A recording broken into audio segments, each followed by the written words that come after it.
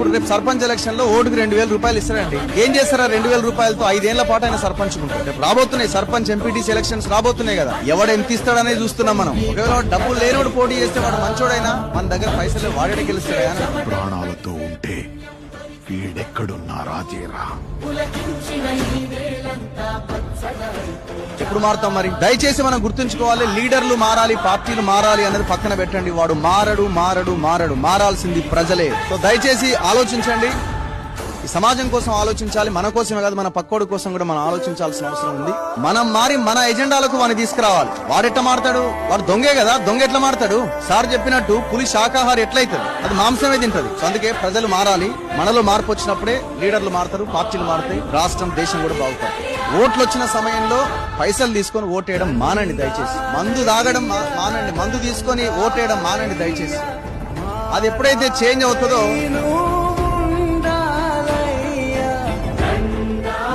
మనం మంచిగా ఓటేయడానికి, మనం మంచి వాళ్ళకి ఓటేయడానికి మనం ప్రయత్నం చేస్తాం.